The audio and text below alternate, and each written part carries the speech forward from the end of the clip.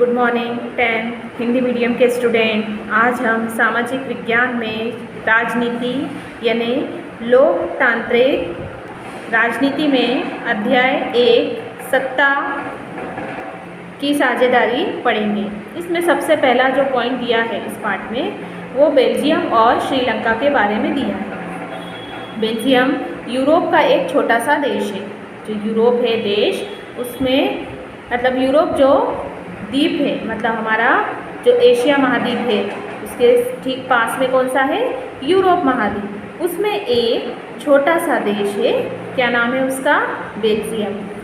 क्षेत्रफल में हमारे जो हरियाणा प्रदेश है, हमारे भारत में जो हरियाणा प्रदेश है उस राज्य से भी छोटा है बेल्जियम।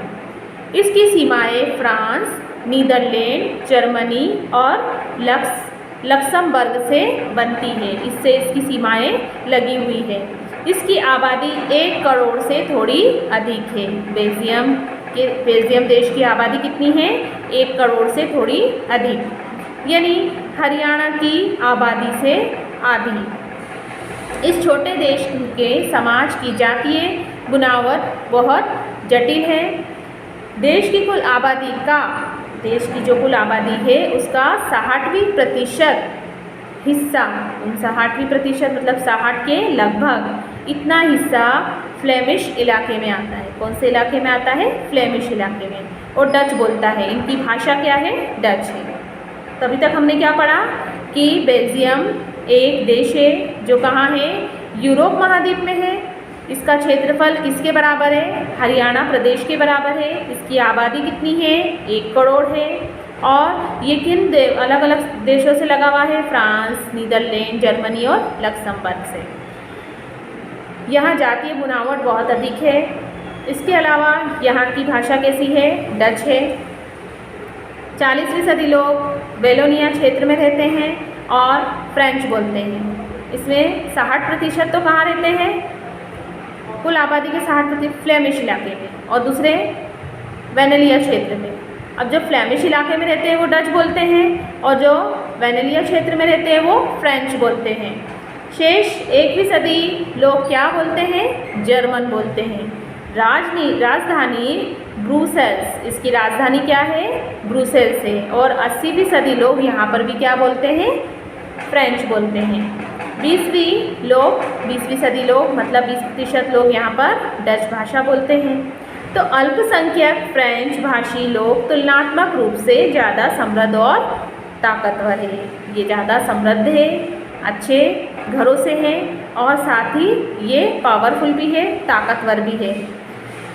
बहुत बाद में जाकर आर्थिक विकास और शिक्षा का लाभ पाने वाले डच भाषी लोगों को स्थिति में क्या हुई? नाराज़गी थी इस बात से। इसके चलते 1950 और 1960 के दशक में फ्रेंच और डच बोलने वाले समूहों के बीच क्या बढ़ गया? तनाव बढ़ गया, सिर्फ भाषा के विवाद से। कुछ क्या बोलते हैं वहाँ पर? डच भाषा बोलते हैं, कुछ फ्रेंच भाषा बोलते हैं। और इन समूहों के बीच क्या बढ़ गया? तनाव की स्थिति पैदा हुई, तनाव बढ़ गया।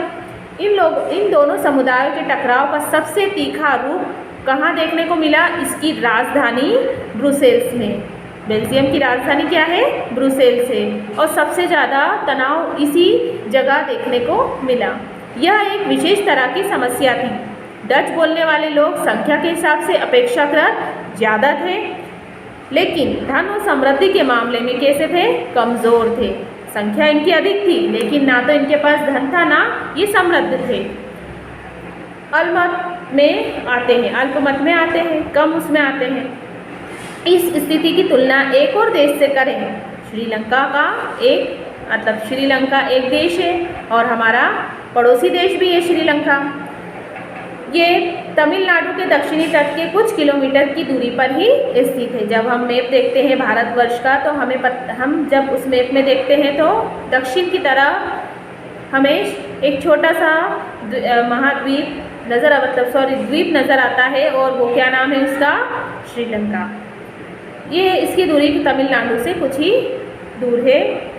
इसकी आबादी करीब 2 करोड़ है। इसकी भी आबादी कितनी है? 2 करोड़ है। इसके अलावा दक्षिण एशिया के अन्य देशों की तरह श्रीलंका की आबादी में भी कई जातीय समूह के लोग रहते हैं। ये भी हरियाणा के क्षेत्रफल के बराबर ही है। सबसे प्रमुख बात यहाँ पर क्या है कि सामाजिक समूह सिंहलियों का है।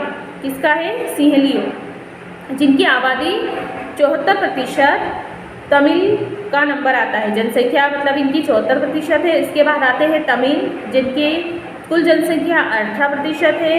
तमिलों में भी दो समूह हैं, एक तो श्रीलंकाई मूल के तमिल जो श्रीलंका के ही है, और दूसरे हिंदुस्तानी तमिल जो औपनिवेशिक शासनकाल में बागानों में काम करने के लिए भारत से लाए गए थे और यहीं पर बस गए, और इन लोगों की संतानें वहीं पर रह रही हैं। दो तमिल कौन से हो गए? एक तो श्रीलंकाई मूल तमिल जो वहीं के निवासी हैं, और दूसरे हिंदुस्तानी तमिल जो वहाँ पर ले जाए गए थे। मौजूदा श्रीलंका के नक्शे पर गौर करें तो पाएंगे कि तमिल मुख्य रूप से उत्तर और पूर्वी प्रांतों में आबाद है। मतलब देखा जाए जब नक्शे को देखते हैं, जैसा कि पेज नंबर किस पे दिया है, जब इस पार्ट के पेज नंबर 3 पे हम देखेंगे तो हमें श्रीलंका का मैप दिखाई देगा, और उसके हिसाब से हम देखेंगे तो पता चलेगा हमें कि सिर्फ उत्तर और पूर्वी क्षेत्रों में ही ये लोग रहते हैं, जबकि तमिल भाषी लोगों में कुछ हिंदू है और कुछ मुसलमान भी है। अब यहाँ पर दोनों समुदाय के लोग रहते हैं, हिंदू भी और मुस्लिम। ये सब क्या बोलते हैं? तमिल बोलते हैं। श्रीलंका की आबादी में ईसाई लोगों का हिस्सा केवल मात्र 7% है, 7% है। वे सिंहली और तमिल दोनों भाषाएं बोलते हैं। अब जरा सोचिए कि ऐसी स्थिति में क्या हो सकता है। डच भाषी लोग अपनी बड़ी संख्या के बल पर फ्रेंच भाषी और जर्मन भाषी लोगों पर अपनी इच्छाएं थोप करते हैं। ये कहाँ पर देखा हमने? बेल्जियम में। संभवतः इसके देश बढ़ जाता है और ब्रुसेल्स पर दोनों पक्ष अपना अपना दावा ठोकते हैं। होता यही है।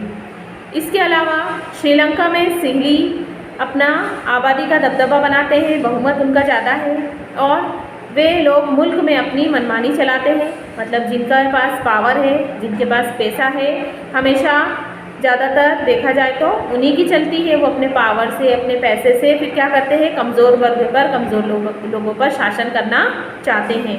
तो ये दोनों समस्या हमने दोनों देशों की देखी। पहली समस्या किसकी देखी हमने? बेल्जियम की देखी, और दूसरी श्रीलंका की। इसके बाद आगे की वीडियो में हम पढ़ेंगे कि श्रीलंका में बहुसंख्यकवाद किस प्रकार से उत्पन्न हुआ और क्या क्या हुआ।